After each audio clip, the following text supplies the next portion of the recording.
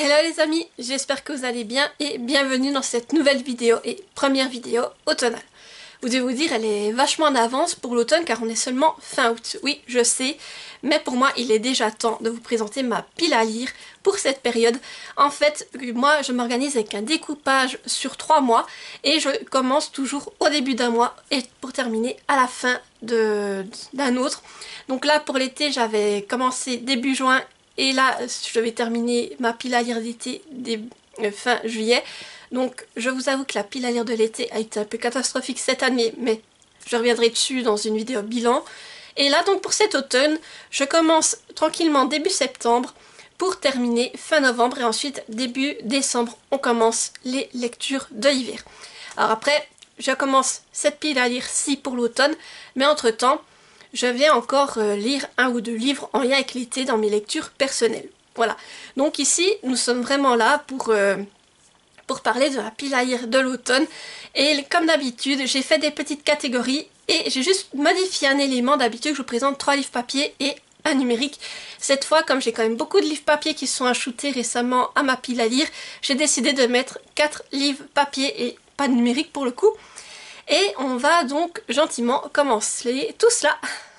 La première catégorie se nomme donc Sang et féerie.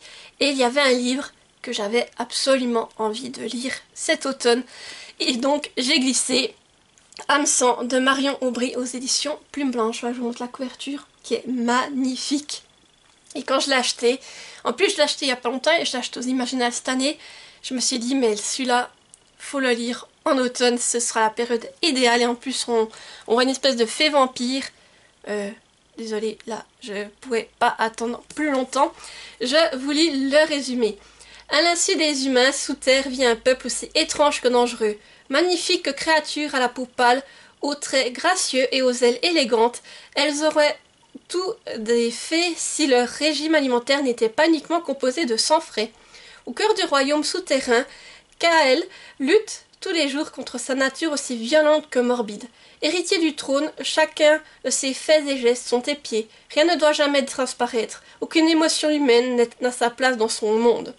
À la lumière du jour, Yael rêve désespérément d'évasion, de quelque chose, n'importe quoi, qui lui permettrait d'échapper à l'enfer de son quotidien. Car tout proche, l'onde des ailes des fées menace de renverser l'ordre établi. Oui, donc ça me fait vraiment envie. Et là, en plus, on est sur un one-shot. Alors, en plus, je me dis, une fois que j'ai lu cette lecture, il n'y aura pas de suite. Donc, c'est ça qui est intéressant. On est sur un livre, en plus, qui a l'air assez court. Il fait environ 260 pages. Et il est écrit assez grand et assez aéré. Et si je vous montre juste un début de chapitre, vous voyez, il y a des petites étoiles, des petites étincelles en plus sur chaque page. C'est magnifique. En tout cas, je me réjouis de le lire et... franchement, la dédicace que j'ai eue aux Imaginales, c'est vraiment pépitas quoi. Donc là, vraiment, j'ai hâte de le découvrir et de vous en reparler tout prochainement. La prochaine catégorie, c'est Lettres de guerre. Et j'ai décidé de sortir un livre dont j'entends beaucoup de personnes parler depuis un certain temps et que je me dis, allez, il est temps aussi de le découvrir. Il s'agit du premier tome de Lettres d'enchantement, Divine rivalité de Rebecca Ross aux éditions de Saxus. Voilà, je vous montre la couverture, désolée pour les reflets, il est encore sous blister, avec le magnifique jaspage que j'adore. Et donc oui, je me suis dit que pour l'automne, ça pourrait être une lecture parfaite pour la saison. Et en effet, il me fait très envie. Et disons que si je suis lancée, le tome 2 est juste là. Voilà, donc ça pourrait être l'occasion d'enchaîner avec le tome 2 et donc de terminer une saga par la même occasion. Donc je vous lis le résumé. Aucun dieu, aucune guerre ne pourra les séparer. Après plusieurs siècles de sommeil, les dieux sont à nouveau en guerre. Alors que son frère est parti au front et que sa mère sombre dans l'alcool, la jeune journaliste Iris Winov tente de maintenir sa vie à flot. Elle ne trouve de réconfort que dans les lettres écrites à son frère, porté disparu, qu'elle glisse sous sa garde-robe et qui disparaissent mystérieusement. Lorsqu'elle reçoit des réponses anonymes, elle y répond, sans savoir que leur auteur n'est autre que son plus grand rival, Roman Kitt. Or, qu'un lien indéfectible se noue entre eux, Iris accepte une mission au front en tant que correspondante. Dans un pays où les humains ne sont que les pions de puissance divine, Iris et Roman se font la promesse de continuer à s'écrire, mais confrontés aux horreurs de la guerre, leur avenir sera de plus en plus incertain. Voilà, donc oui, Non, un récit de fantasy, mais à travers une correspondance. Disons que ça m'intéresse et vraiment j'ai hâte de me faire mon propre avis dessus, surtout que je sais que beaucoup de personnes ont adoré cette lecture, donc voilà, il me fait très envie et je pense qu'il sera une lecture idéale pour l'automne. La prochaine catégorie c'est Esprit malfaisant et là j'ai décidé de remettre un livre que je vous ai déjà présenté plusieurs fois mais que je n'ai toujours pas lu, et en y réfléchissant bien, c'est le dernier livre de l'autrice qui a été traduit en français et que je n'ai à ce jour pas encore lu, donc si je termine celui-ci je serai à jour en tout cas au niveau des traductions françaises.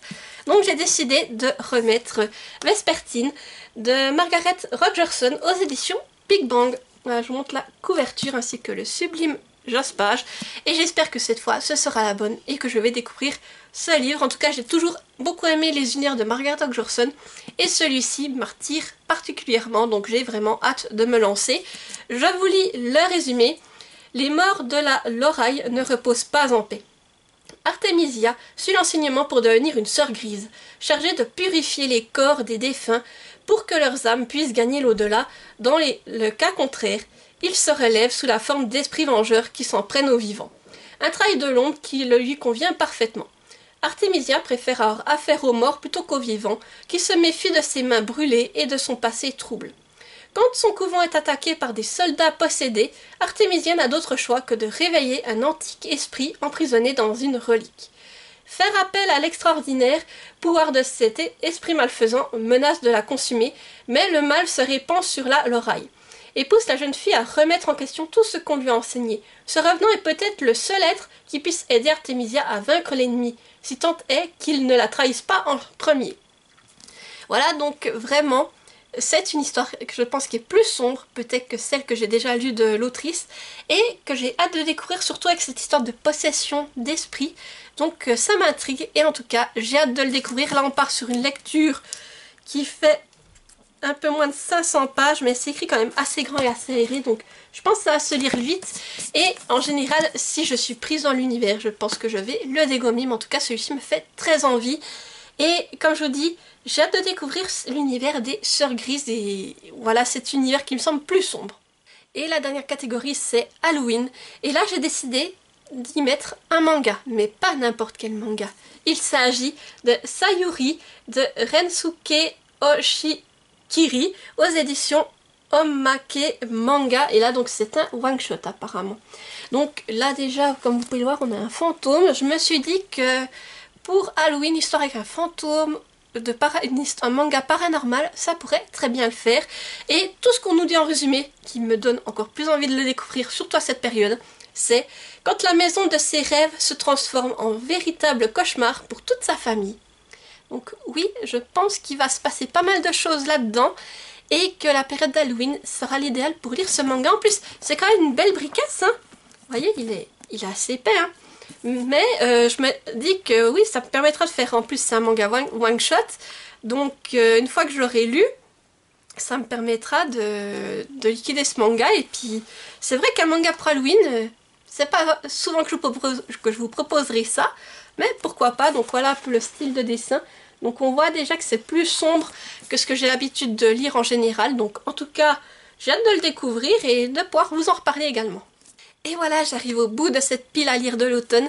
J'espère qu'elle vous aura plu. N'hésitez pas à me dire en commentaire si certains de ces livres vous tentent ou si vous les avez lus, ce que vous en avez pensé. Peut-être que vous me donnerez envie de les sortir en premier de la pile à lire. Et si vous faites aussi une pile à lire de l'automne, n'hésitez pas à me dire ce que vous allez lire pour la saison. Et comme d'habitude, si vous êtes trop timide pour laisser un commentaire, laissez-moi un petit emoji. Là, on est sur la première vidéo de l'automne, donc mettez-moi des emojis en lien avec les... Vous savez, les emojis avec les feuilles d'automne qui volent, ou un emoji en lien avec la saison. Et voilà, comme d'habitude, n'hésitez pas à mettre un petit pouce en l'air pour soutenir la vidéo, activer la petite cloche pour ne pas rater celles qui vont suivre, et à vous abonner car ça soutient la chaîne et ça fait toujours plaisir. Sur ce, je vous dis à mercredi prochain pour une nouvelle vidéo et portez-vous bien. Bye bye!